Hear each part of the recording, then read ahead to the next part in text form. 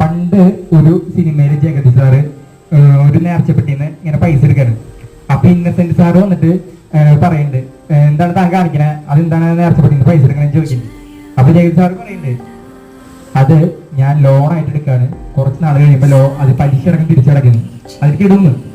അപ്പൊ ഇന്നസെന്റ് സാറ് ചോദിക്കും, അതിനെന്തോ ഉറപ്പ്, താൻ ഇടുന്ന എന്തോ ഉറപ്പെന്ന് ചോദിക്കുന്നത്. നമ്മൾ ഇടുന്നതല്ലേ, ഇടുന്നത് കൂടെ എടുക്കണതല്ലേ ഇപ്പൊ കണ്ടുള്ളൂ, ഇടുന്നത് ആരും കാണുന്നില്ലല്ലോ അല്ലെ.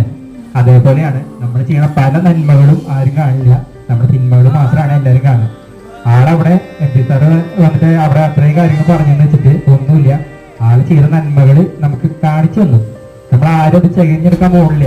അതേപോലെയാണ് നമ്മുടെ ലൈഫിലുള്ള ഓരോരുത്തരും കാര്യങ്ങൾ, നമ്മുടെ ലൈഫിൽ ചെയ്യണ ഓരോ നന്മകളും ആരും കാണാൻ പോകില്ല, നമ്മൾ ചെയ്യുന്ന തിന്മകളാണ് കൂടുതലും കാണുക. അപ്പൊ അതൊക്കെ ഒന്ന് മൈൻഡിൽ വെച്ച് എല്ലാവരും നല്ല രീതിയിൽ മുന്നോട്ട് പോവുക. അപ്പൊ എല്ലാവർക്കും നല്ല രീതിയിലുള്ള നന്മകൾ നേരുന്നു. Okay, thank you.